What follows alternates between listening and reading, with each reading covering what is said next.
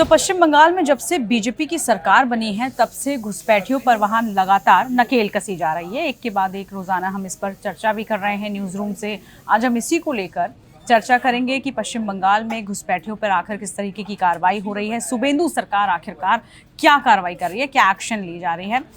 लगातार अनुभव इसको लेकर खबरें आ रही हैं और हम इसको लेकर चर्चा भी कर रहे हैं कि पश्चिम बंगाल में बांग्लादेशियों को, अवैध बांग्लादेशियों को कैसे खदेड़ा जा रहा है, कैसे उनको भगाया जा रहा है, डिटेन सेंटर में अब उन्हें रखा जा रहा है।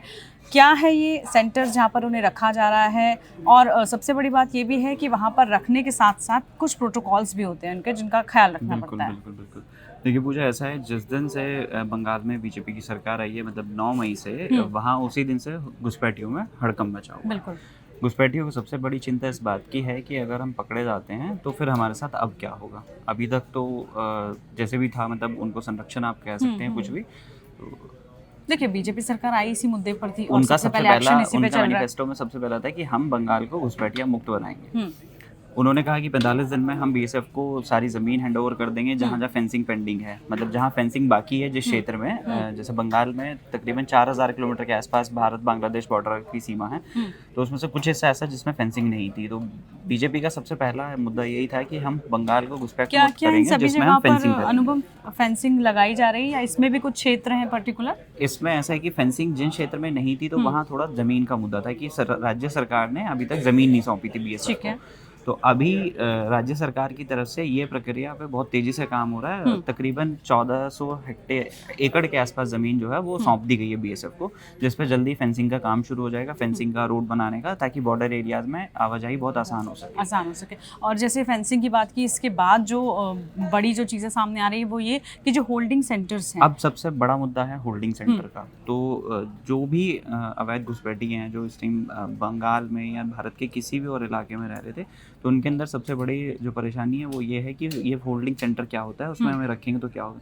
बेसिकली होल्डिंग सेंटर एक तरीके का डिटेंशन सेंटर ही है, और उसमें किसी भी ऐसे प्रवासी को, है जो भी ऐसा अवैध प्रवासी है, उसको तब तक रखा जाए जब तक वो अपनी नागरिकता या उसके जो भी साबित ना, मतलब उनके जो डॉक्यूमेंटेशन है, डॉक्यूमेंट्स हैं, पूरे दस्तावेज जब तक क्लियर नहीं हो जाते, या तो उसमें ये साबित होगा कि ये अवैध है, या फिर ये कि अगर ये भारत का नागरिक है तो उसको वापस छोड़ दिया जाएगा, नहीं तो उसको फिर वापस जिस देश से वो आया है उसी देश में वहाँ डिपोर्ट कर दिया जाएगा। उसमें से हम ज्यादातर संख्या देख रहे हैं कि बांग्लादेशियों की पूरे प्रोसेस को ट्रिपल डी फॉर्मूला बंगाल में कहा गया है। ट्रिपल डी का मतलब है डिटेक्ट, डिलीट और डिपोर्ट। सबसे पहले उन्हें पकड़ो जो भी ऐसे अवैध प्रवासी हैं, फिर उनको जो उनके डॉक्यूमेंट्स वेरीफाई करो कि अगर वो वैध है, अवैध है, जो भी है उसका, फिर अगर वो अवैध है तो उसका आधिकारिक, मतलब जो भी उसके रिकॉर्ड्स में उसका नाम, उसको हटाया जाए और फिर वापस उसको डिपोर्ट कर दिया जाए। बिल्कुल। और इस पर लगातार कार्रवाई हो रही है। जैसे आपने कहा कि होल्डिंग सेंटर्स में उनको रखा जा रहा है, पूरे डॉक्यूमेंटेशन उनके खंगाले जा रहे हैं और उसके बाद की आगे की कार्रवाई की जा रही है। फेंसिंग भी लगातार हो रही है, पूरी कमान वहाँ पर सरकार संभाल चुकी है।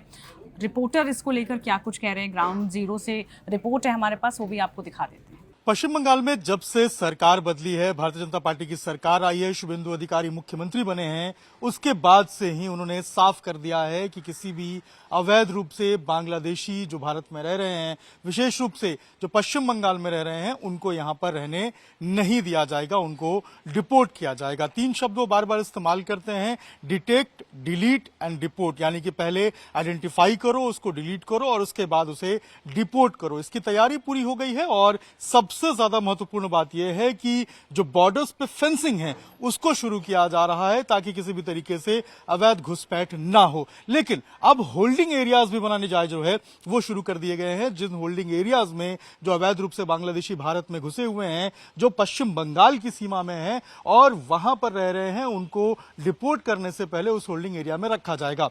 इसी तरीके से देखिए, नॉर्थ बंगाल में जो दार्जिलिंग डिस्ट्रिक्ट है, दार्जिलिंग डिस्ट्रिक्ट में सिलीगुड़ी में ये एक होल्डिंग एरिया जो है इसको चिन्हित किया गया है। ये अगर आप देखेंगे तो ये दार्जिलिंग डिस्ट्रिक्ट का होल्डिंग एरिया है। मातीगारी जो नक्सलबारी असेंबली कॉन्स्टिट्यूएंसी है उसमें ये होल्डिंग एरिया आता है, और अथराखाई जो कम्युनिटी हॉल है ये इसको एक होल्डिंग एरिया के रूप में तैयार किया जा रहा है। जिन भी अवैध रूप से जो भारत में रह रहे हैं बांग्लादेशी, उनको जो आइडेंटिफाई किया जाएगा, उनको यहीं पर लाकर रखा जाएगा होल्डिंग एरिया में, और उसके बाद फिर यहीं से जो है उनको डिपोर्ट किया जाएगा और उसके बाद यहां से ही उनको जो बांग्लादेश है वापस भेजा जाएगा।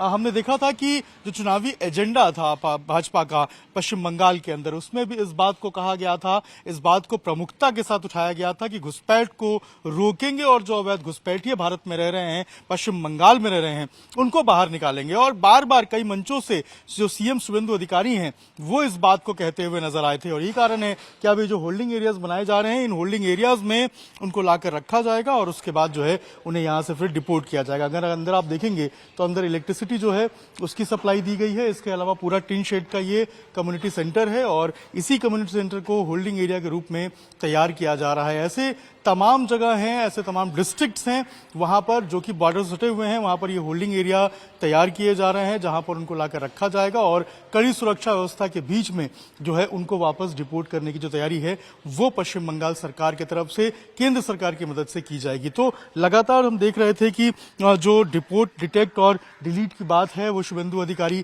कहते आ रहे थे और यही कारण है कि अब जो होल्डिंग एरियाज हैं उनको तैयार किया जा रहा है और कोशिश यही है कि जल्द से जल्द जो आइडेंटिफाई है वो उन अवैध बांग्लादेशियों को की जाए और उसके बाद उसे डिपोर्ट किया जाए। तैयारी पूरी है और होल्डिंग एरियाज भी अब तैयार हो रहे हैं। सर के साथ अभिषेक राज, टाइम्स नौ भारत, शिलीगुड़ी, पश्चिम बंगाल।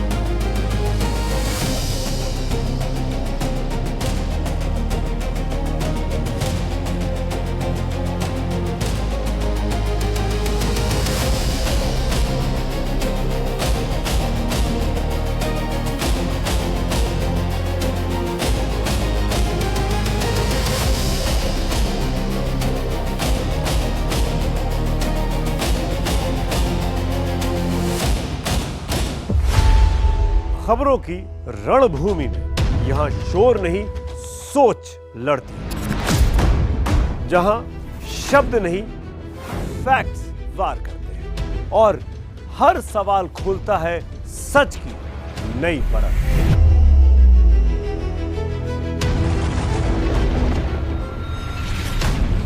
चक्रव्यूह आपके अपने सुमित अवस्थी के साथ सोमवार से शुक्रवार शाम 6:57 पर टाइम्स नाउ नव भारत पर।